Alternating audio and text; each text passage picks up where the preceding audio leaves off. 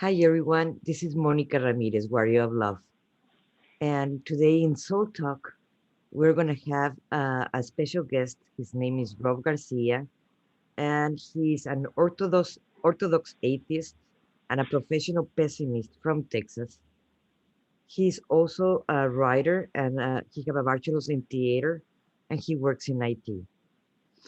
And Rob, we're very happy to have you here and in Soul Talks. And this is a very fascinating guest. You're going to see why as soon as we start talking with him. And not only that, he is my ex-husband. And and I wanted to ask several questions. This first focus in his beliefs in atheism, because I believe that point is very important for all of us to understand why people become atheists and what are their beliefs. And many people have also the belief that an atheist person is a bad person, and that's not the case. And I'm going to demonstrate it today. Well, Rob, thank you for being here. Thanks for having me. And I wanted to ask you, what is atheist? First of all, many people doesn't know. That's why I'm asking. Okay. An atheist is just quite simply someone who doesn't believe in any gods. Or, I mean, you could take that a little further, and there's different kinds. Some don't believe in any afterlife. Some are just not sure. I think they would be more labeled agnostic, but it would just be, I think, someone who is either never clings to or has let go of the idea of having a religion. Why Orthodox atheist? Okay, and that's I kind of use that term sort of jokingly, but the reason being, some people, like I said, are a little on the fence. Some people, they think, oh, well, maybe there is a God, or maybe there's gods, or depending on your beliefs. Some people leave a little more room for doubt, I suppose. And I don't. I'm pretty firm in my beliefs, and it's a funny term. It doesn't really mean anything. I just use it to mean that I mean what I say. Well, do you were born atheist? When you're kids, you still believe in Santa Claus, or you still believe in this, or you believe in that. When it started, you weren't raised by any religion, right? Well, okay, so that's a complicated question. I think that depending on the community that you grow up in, there's religion around you, and whether or not your parents or grandparents or whoever directly tries to immerse you in their religion, it's all over the place, and it can be really difficult to get away from the influence of that sort of thing. So, and then my parents weren't particularly religious. I think my mom tried sometimes, but it didn't really take.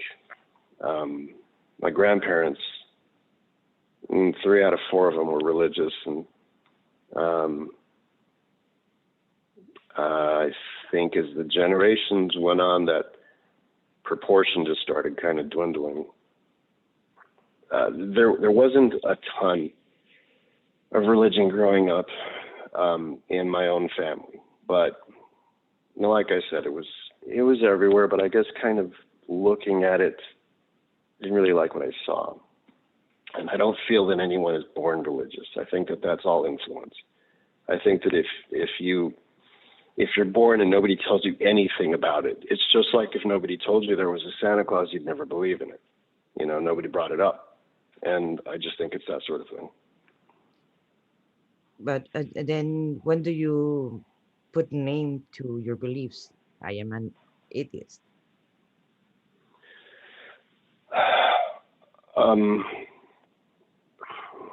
Well, think that I guess probably when I was a teenager, I started taking my doubts about religion a little more seriously. And then people ask you to define yourself as you grow up. And so you look for words to describe what you are, or in this case, what you're not. And if somebody asks, well, why don't you believe in this or that? It turns out there's a go-to word that says it, and that's atheist. And so I learned to identify with that.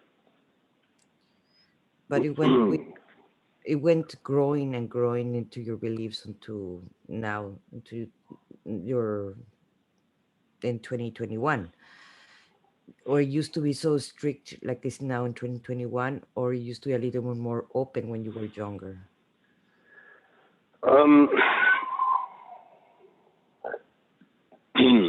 Excuse me. Open is kind of a weird way to put it. So for myself, open might have meant, am I leaving room for this to be real? Am I wrong? There was probably a good amount of time where, because I was, I think, treated pretty rough by people who were religious, I resented that. I started resenting the whole thing, and so I became a little more abrasive about it. And nowadays, if somebody has a religious belief, I think that's fine. I don't want to change their minds, and I don't want them to necessarily, think the way I do. I'm open in that sense. I'm open to, okay, everybody's different, and let people be who they are. But I'm more closed in my own belief on it. Well, right now we're talking about religion, but in the beliefs of many of us, like source, universe, the energy, and so forth, or God, whatever you want to call it, for us is the same energy. We are not Yeah. religious. We don't. Well, personally, in my part, I don't agree with any of the religions in the world, actually, and Okay. but I am very spiritual. How is your point of view on that? Well, okay. Well, that's a good point. So, like I said, people are different. I want to leave room for that difference. Let them be who they are and conduct themselves the way they will. To me, a lot of it looks the same. And from my point of view, if somebody comes to me with a firm belief system, the other side of that is just, I don't know. I don't think it's for me. And so whatever's there looks kind of the same to me. I know it's different. I know people will discuss it and say, no, what I believe is very different from what they believe, and that's cool. I'm sure it's true. That's fine. I just don't really want to bother with it personally, and I don't hold it against anyone. It's fine. Okay, I have heard many myths about atheist people, and people they get confused in this area.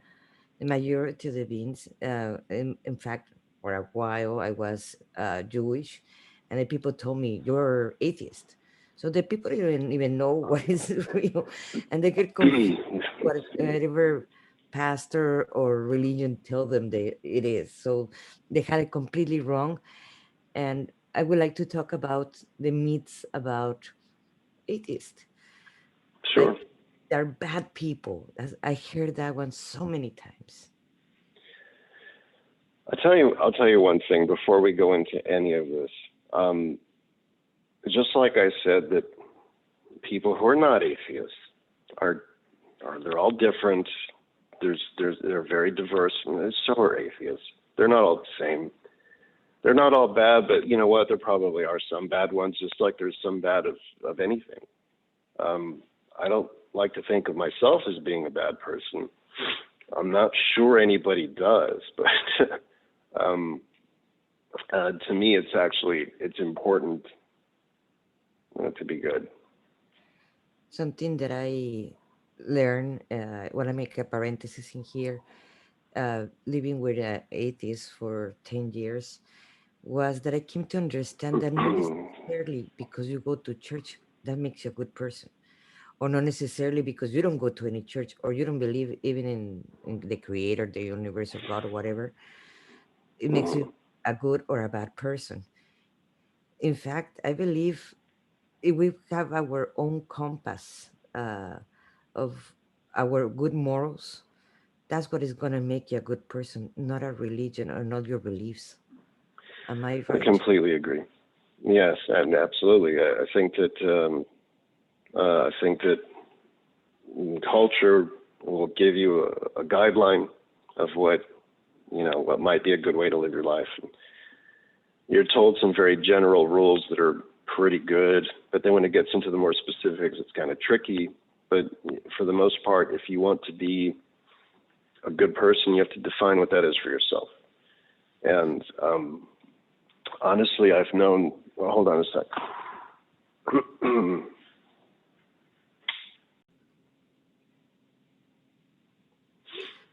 I have a Okay, so I have a question for you.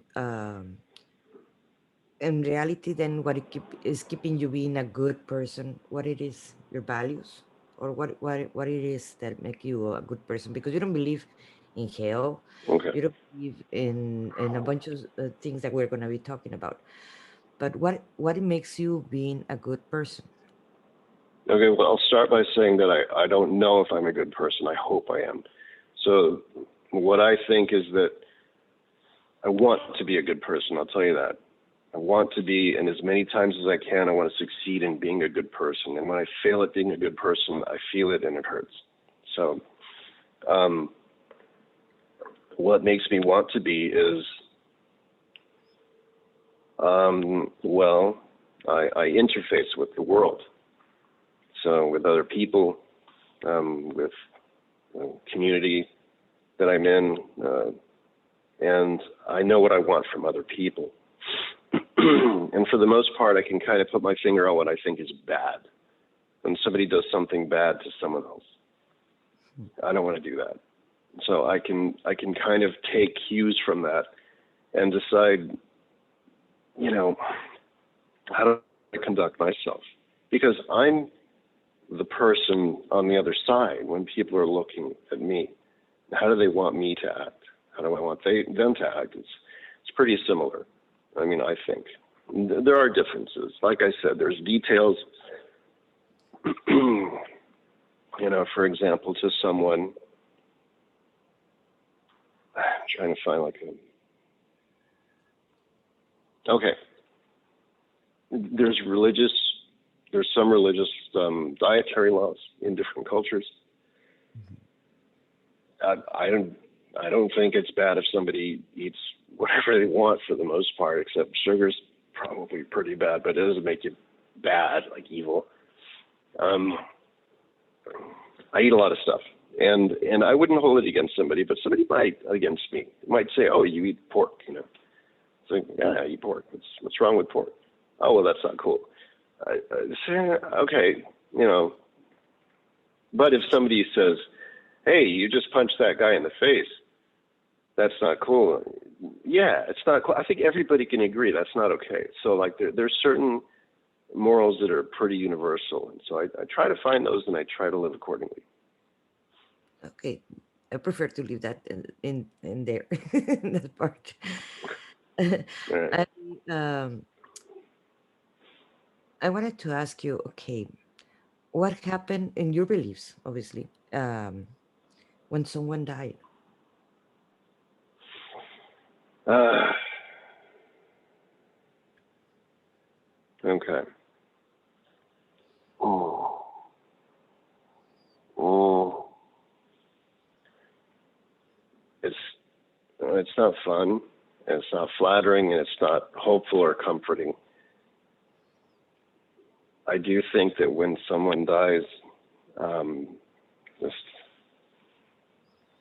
I'm sorry to say, I just don't really think that there's anything after that for them. I think that that's where your biology ends and your consciousness is tied to your, you know, your brain working, which is kept alive by the rest of your organs. And when all of that stops working in harmony, I just think that it's a stopping point. And do you believe in life after death? No. It is fine. That's respectable because that's your beliefs, not necessarily the beliefs of everybody else. I just want to clarify this. This is what the atheists believe, or that's what Rob believe, and it is fine. Yes, It's I can't speak for all atheists. That's what I believe. Yeah. and there goes another question. Then, what is the point then to being alive? Just to born, grow, go to school, and died? Get old and died? What is the point to being? Okay. You know, to be perfectly honest, I don't think there is a point to be alive. And I think that and I have to explain this because people take it the wrong way. I think that that's liberating because you can do whatever you want with your life. And so hopefully, as a person who has realized, I guess, as I have, that there's no point to any of this, you get to choose why you want to be alive. You get to decide what's important to you, what motivates you, what fascinates you, you know, what pushes you forward. And I think that that's enough, honestly. And I think there's enough beauty in that path that you don't really have to add anything else to it for it to be meaningful. Okay. How this works for other people when you're around other people? What do you mean? Yes. Well, with your, like when you were married, when your friends, in your job, in your relationships with everybody, because you have mentioned Well, not everybody understand it. Uh, okay, so where I work, what I've learned to do is establish my character first. I mean, if somebody thinks I'm a good person or a bad person, it's not going to be because I said I was religious or not, or an atheist. And then after that point, if we all feel comfortable with each other, or if they start talking about it first, you know, then okay, you know, I'll say it. I try not to talk about religion or politics at work if I can help it. Especially the religion part. When it comes to that, people can prejudge you. So when you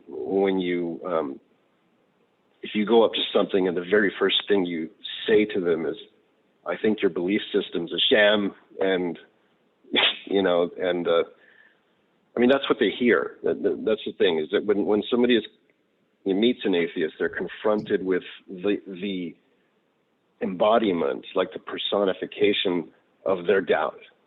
So I represent everything that they doubt about their own belief system, and that can be hard for somebody to deal with, and it can be hard for me to be on the other end of. You know, I don't mean anything. I'm just being me. And so if I don't have to bring it up, I don't. But if people want to get into a conversation about it, and if I know that it can be done without anybody's feelings getting hurt, then that's fine. I will. But for the most part, like I said, if somebody has already known me for a while, a year or two, I think they already know enough about me to know that if they find out that that's my belief, they're not going to let it define me. And you feel like which is what I'm always afraid of. Sorry. Then you still feel like you have to hide your beliefs. A little bit. I mean, I'm not going to go as far as to say that I'm something I'm not, but if I don't need to bring it up, I mean, why bother? I'm not going to lie. You know, I live in Texas. You know, in Texas it's one of the most like heavily Christian parts of the country. It can be hard for someone like me here. I'm just like literally existing. I'm just being me, and I don't mean anything by it, you know. But just being who I am and just believing what I do is enough to really offend some people. I can understand totally that, because even myself, that I'm not atheist, that I'm very spiritual, but because I am not part of any religion, in the moment they ask me what religion you are, and it's I don't have religion, I'm just spiritual, I get judged. Hey, before in the time in the Inquisition, we will be already burned, both of us. So it doesn't matter if you believe and there's non-existing God, or if you believe actually that you can talk with God without any intermediary. We are gonna be judged either way. Well, that's good, and actually that brings up another fear that I constantly live with. Is it just seems like a lot of people who get into government, you know, they want to push the idea of certain. No, people they bring their own belief system to the table, right? And so, and I feel, you know, I feel pretty good about living in a place where pretty much that's not too much of a problem. But there's some people that live in countries, you know, where, I mean, you know, there's parts of the Middle East, for example, you know, if you were to admit that you're an atheist, I mean, you could get killed for it. Yeah. I don't know. I mean, it's something that sometimes people don't understand, that atheist rights are kind of a big deal, you know, because they can really, really get picked on. It's not about atheist rights. I believe all human rights in that way. Why? Because again, like people like me, there were many of like me that were very spiritual, just not fit in any square. We don't want to fit in any square of religions, any of them, and it can go really deep our beliefs in something completely contrary of what the religions teach. Well, that's a good point. We can get stoned, we can get burned. We used to get burned, you know, like in that way. So it's not only one rights; it's about the rights of everybody. Okay, you can see how Muslims right now they're getting in China they're getting in concentration camps, etc. So it's actually the rights of everybody to respect all the beliefs. So like that we can actually have a better world that we have right now. If we respect all the beliefs that anyone can have, is the right to believe in whatever they want. That's true. That is an excellent point. That is true. And I'm seeing it just from the atheist point of view, but you're right. I mean, anybody who gets the short end of the stick, and it's not okay. And well, I have a question for you, that you say that you're a professional pessimist. I know where it comes from, but I want you to say it. Okay. So, and then this is kind of more in particular toward my writing, but I guess in general, I really do consider myself a pessimist. I think pessimism is an art, and so is complaining, and I love doing it. I know that it's not always appreciated or considered as funny as I think it is, but there's been massive wave of people trying to be very positive, you know, in the last, I don't know, what, 10 years or 15 years or so. I don't know what it is. But I really, really like didn't take it too seriously until I thought, I'm going to put this into my writing. I decided to really go with it. Like, you know what? I'm a counterweight to this. I am the opposite of this. Like, I think it's okay. You know, you don't have to be positive. I think it's okay to be negative and be like, yeah, life kind of sucks sometimes. You know what? I'm going to live anyway. I don't care. You know, the weather's hot. I'm still going outside. You know, my job sucks. I'm still going to work. You know, you don't have to love everything. You just have to keep going. And I really do kind of like, I've taken it upon myself to spread this idea through the world. You even wrote a book. What is the name of the book? Yeah, Casual Misanthropy. Yeah. That's actually, it's a little bit comedy. You should look for it. And it's really funny. Well, I want to change a little bit the subject to something that I believe is very important to everybody. Um, well, like I mentioned before at the beginning, Rob and me, we were married, and my point with this was that the majority of the couples, when they get divorced or they're together, they don't want to separate or they don't want to get a divorce because they're afraid to have an enemy. They're afraid to actually let go someone because they're afraid to actually they're going to attack them, and there's a lot of resentment and there's a lot of hatred and wanted to destroy each other.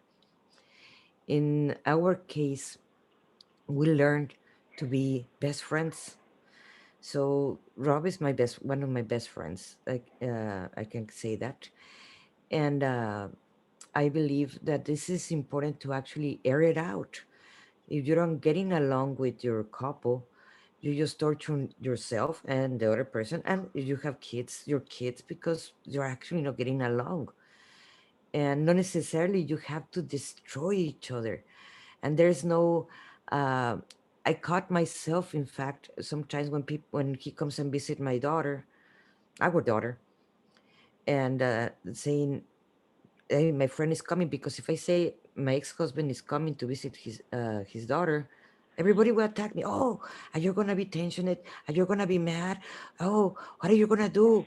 And it's like, and it's not that. It's just my friend is visiting his daughter. And that's why it's important for me, and we talk about this, to demonstrate this and to talk about it in live. Well, it's going to be recorded, but so like that people can understand that not because you divorce or separated, you have to be hating your ex-mate, or you have to be enemies and have to destroy it, because yes, there's a lot of peer pressure in this, like you were in high school, but it doesn't has to do it doesn't have to be like that. What did you think about? Oh, and just clarify before you answer that. He's not the husband that used to beat me. He's my Thank fourth you. marriage. He's my fourth marriage. And when I talk about the one that used to beat me, was the third one, not the fourth one. Okay, just want to clarify that. Okay. Appreciate you pointing that out. It seems important. Um, well, I mean, yeah, I don't know. That was a lot. So, you know, do you have any specific questions about it? What is your point of view about couples being friends after they are divorced or separated? Or I don't think I'm good at anything relationship-wise. I don't know what I'm doing, but I know what I want out of I guess, you know, I don't know how to say this. So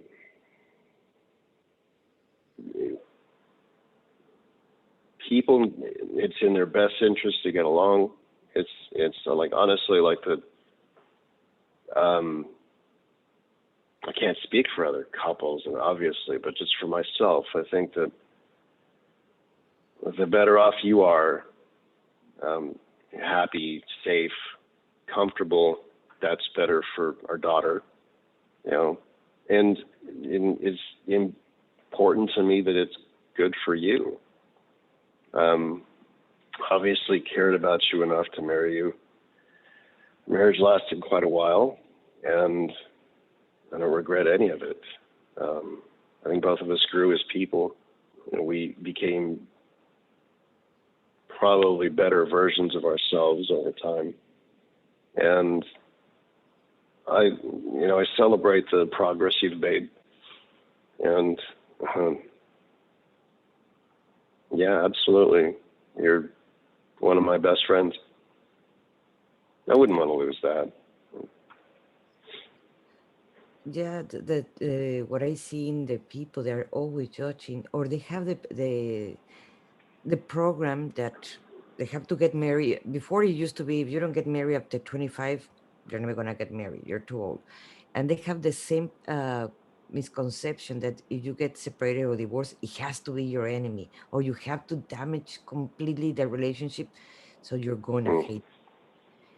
Yes, there is a process at the beginning when you separated or divorce or whatever the situation is yours, that yes, you have to go through that healing process.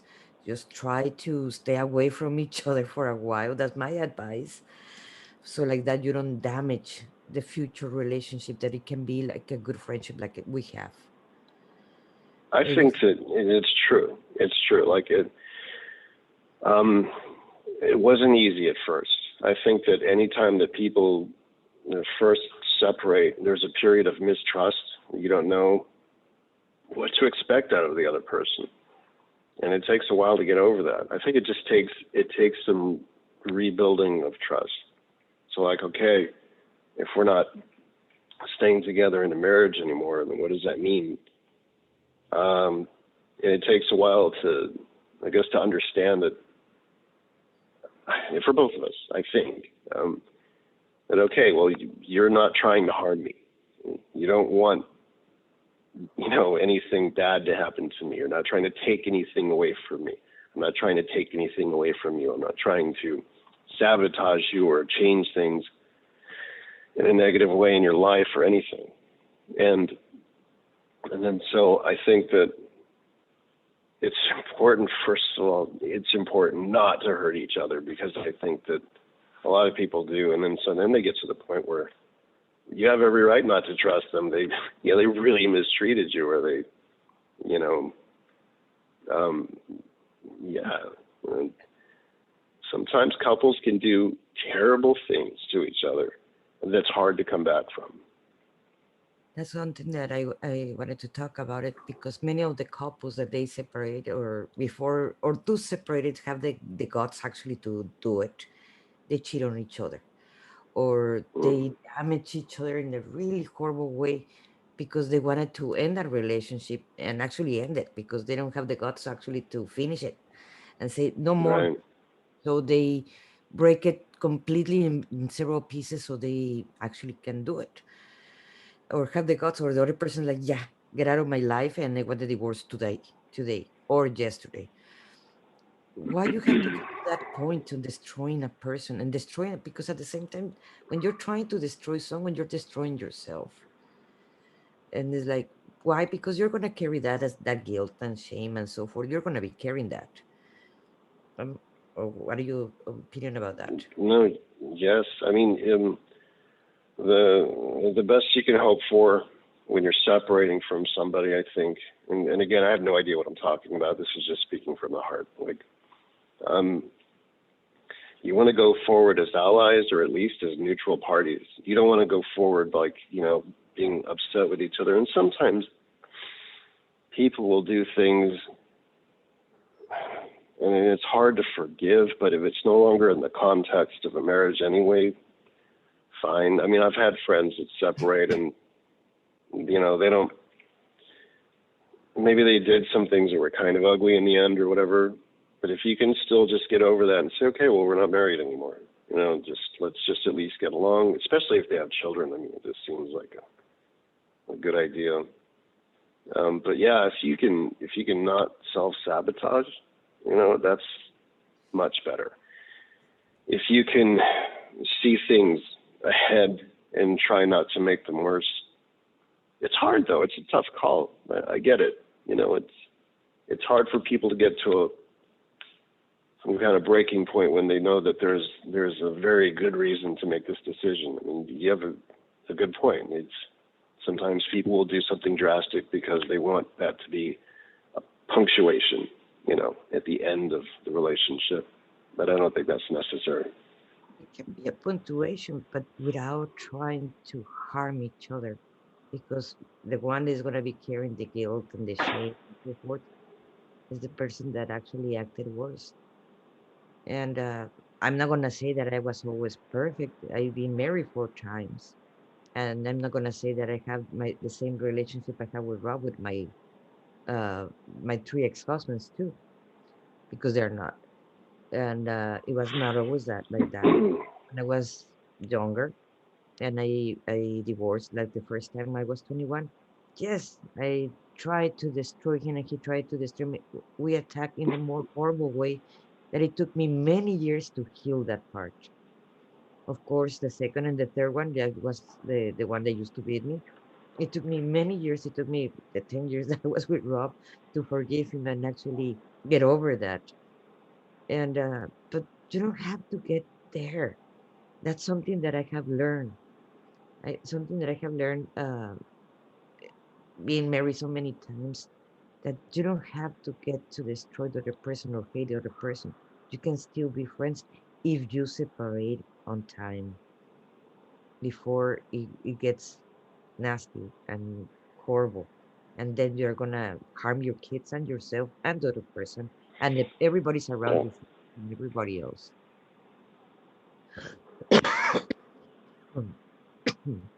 There's something else that you wanna add to that? Well, I've only been married once, and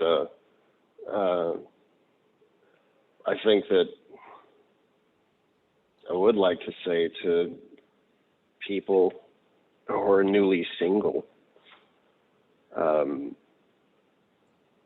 that you don't have to rush into something else right away. Like it's okay to take your time. It's okay to concentrate on yourself as a person and rediscover who you are outside of the context of being with someone else, and just get back to